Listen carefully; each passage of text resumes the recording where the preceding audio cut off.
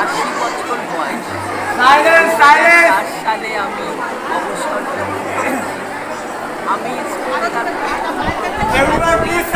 প্রধান শিক্ষয়িত্রী ছিলাম। 2000 সালের 2রা মে এই স্কুল তার চলন শুরু করেছিল আমার হাতে। বিদ্যালয়ের আজ 25তম বর্ষে পদার্পণ করল বিদ্যালয়। 2000 সালের 2রা মে এই বিদ্যালয় প্রথম যাত্রা শুরু করেছে।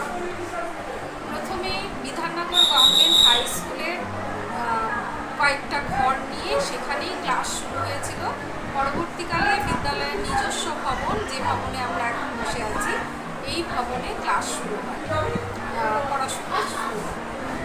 এই 25তম বর্ষের পূর্তি আগামী বছর 2রা মের মধ্যে হবে। আশা করি এই সারা বছর ধরে বিদ্যালয়ের নানা অনুষ্ঠান আমরা খুব ভালোভাবে এবং বড় করে মেয়েদের নিয়ে করতে পারবো। ছাত্রীরা বিদ্যালয়ের তো সবচেয়ে গুরুত্বপূর্ণ অংশ। এছাড়াও সকল শিক্ষিকা এবং শিক্ষাকর্মীদের অক্লান্ত পরিশ্রমে ছাত্রীরা ক্রমশ সুন্দর থেকে সুন্দরতর হয়ে উঠছে বিদ্যালয়ে, এটাই আমাদের পরম প্রাপ্তি।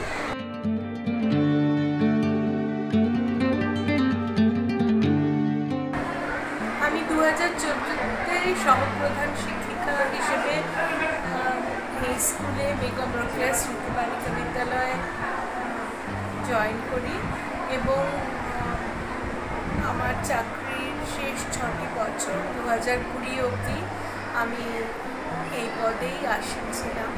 তো স্কুল সেই সময় থেকে আরও অনেক উন্নত হয়েছে ইনফ্রাস্ট্রাকচারে।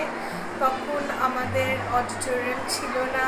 2016-তে আমাদের প্রাক্তন প্রধান শিক্ষিকা সুমিত্রা সেনগুপ্তর আমাদের স্কুল অডিটোরিয়াম হয়েছে। সেখানে মেয়েদের অনেক প্রোগ্রাম, অ্যাওয়ারনেস প্রোগ্রাম এবং সাংস্কৃতিক অনুষ্ঠান অনেক কিছুই সেখানে হয়।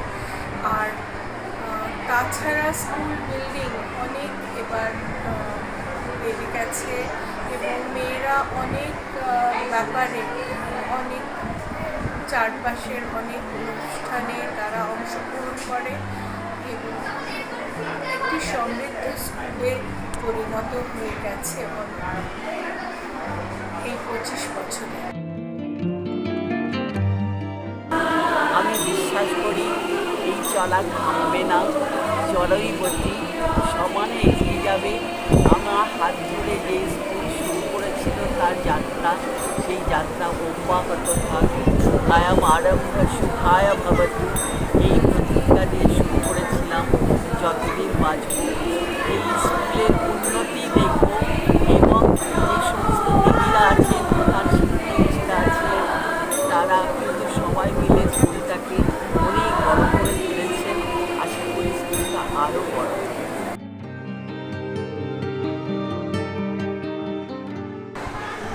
বিদ্যালয়ের যে অনুষ্ঠানগুলো পরবর্তীকালে হবে বা হতে চলেছে, সেই অনুষ্ঠানের মধ্যে সবচেয়ে গুরুত্বপূর্ণ হচ্ছে আগামী 9ই ডিসেম্বর রোকেয়ার জন্ম এবং মৃত্যুদিন একই দিনে।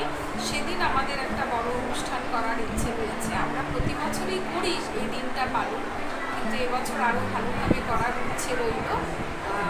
আগামী দিনগুলো ছাত্রীরা আরও সমৃদ্ধ হয়ে উঠুক, রোকেয়া মহিয়সী রোকেয়ার আদর্শে অনুপ্রাণিত হয়ে তার চলার পথ অনুসরণ করে জীবনে প্রতিষ্ঠিত হোক, এই আশা রাখি। Rana report, S news.